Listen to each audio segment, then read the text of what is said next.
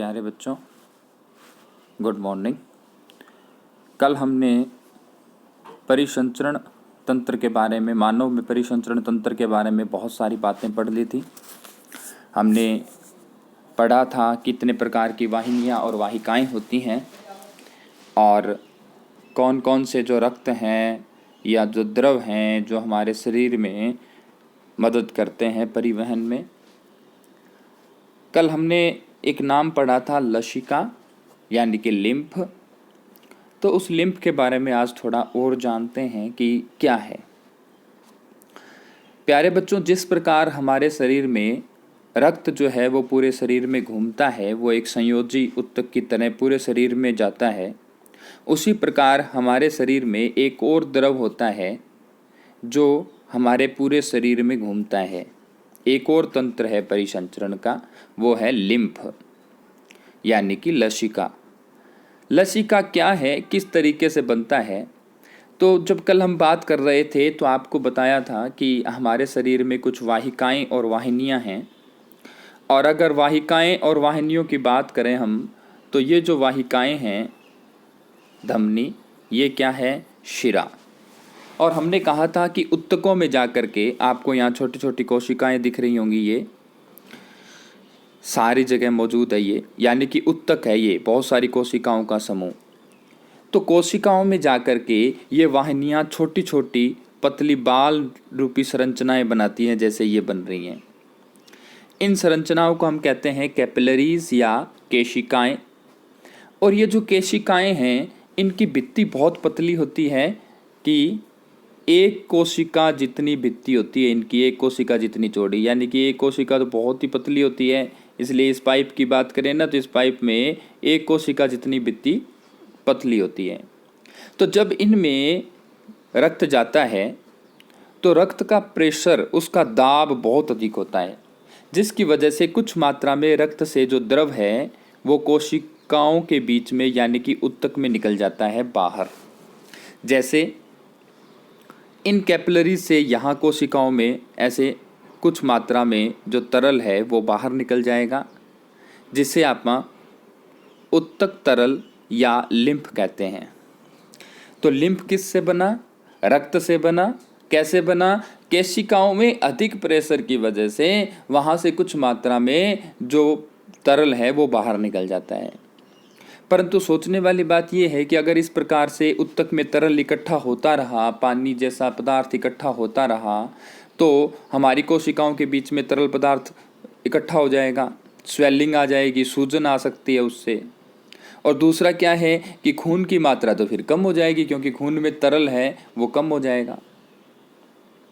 तो इसलिए इस ऊतक तरल को कुछ पाइपों में डाल दिया जाता है। जैसे आप ये देख रहे हैं, ये तीर का निशान, यहाँ से जो तरल है वो इस पाइप में जा रहा है, जो हरे रंग में दिख रही है आपको।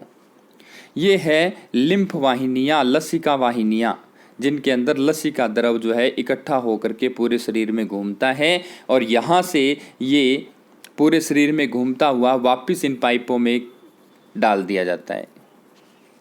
इसका मतलब जो खून है उसकी मात्रा भी पर्याप्त रहती है और लसिका भी पूरे शरीर में परिसंचरण करता है। अब समझने वाली बात है कि लसिका का कंपोजिशन क्या है, उसका संगठन क्या है। तो प्यारे बच्चों, मैंने आपको बताया था कि रक्त में प्लेज्मा होता है 55%, जिसमें 90% हिस्सा क्या था, पानी था, और उसमें कुछ प्रोटीन भी थे। तो ये जो आपका लिम्फ है, जो लसिका है, ये ऊतक तरल जो है, ये उसी प्रकार का ही द्रव है। ये लगभग जो है प्लेज्मा जैसी संरचना होती है इसकी, उसका संगठन होता है प्लेज्मा जैसा ही। पर प्लेज्मा और इसमें फ़र्क क्या है? इसमें कुछ मात्रा में प्रोटीन नहीं होते, प्रोटीन की कमी होती है इसमें। और दूसरी बात है कि जो ये लसिका है, इसका कार्य क्या है? प्रश्न आता है लसिका क्या है, तो उसका आपको पता चल गया कि ये ऊतक तरल है, संरचना प्लेज्मा जैसी होती है, इसमें प्रोटीन की मात्रा कम होती है और ये रंगहीन होता है। तो ये चीज़ें हो गई। दूसरी बात है कि इसका कार्य क्या है। जो हमारा लसिका द्रव है, एक तो ये जो वसा पचती है हमारी छोटी आंत के अंदर, वहाँ आपको कुछ विलाई बताई थी, उनके अंदर दीर्घ रोम बताए थे, वहाँ से अवशोषण होता है फैट का। तो वो इन लसिका की छोटी छोटी संरचनाओं की वजह से ही वहाँ अवशोषण हो पाता है। दूसरी बात, इन लसिकाओं की वजह से अवशोषण हो पाता है, उस दीर्घ रोम में ये लसिकाएं होती हैं, लैक्टियल्स बोलते हैं उनको। दूसरी बात क्या है, एक तो वसा का अवशोषण में सहायता करता है ये, और दूसरा ये कार्य क्या करता है, लसिका में जो लिम्फोसाइट्स हैं यानी कि श्वेत रक्त कणिकाओं का एक प्रकार, वो हमारे शरीर में लसिका में पाया जाता है, लिम्फ में पाया जाता है, इसलिए लिम्फोसाइट कहते हैं उनको। और वो हमारे शरीर में रोग प्रतिरोधक क्षमता उत्पन्न करता है, यानी कि रोगों से लड़ने की क्षमता। तो दो कार्य यहाँ आपको लसिका के पता चल गए। तो प्यारे बच्चों, ये था लसिका और लसिका के कार्य। इसके अलावा हम ये भी पढ़ेंगे कि पादपों में परिवहन कैसे होता है। पादपों में परिवहन का प्यारे बच्चों, जैसे हम बात करें कि जो पेड़ पौधे हैं उनमें भी तो परिवहन होना होगा, उनमें भी तो कोशिकाएं होती हैं, वो भी तो अपने कोशिकाओं के पास ऊर्जा पहुंचाते होंगे। तो वहाँ क्या होता है, उनमें कैसा परिसंचरण होता है, क्या उनमें भी हृदय होता है, तो ये भी जानने का प्रयास करेंगे।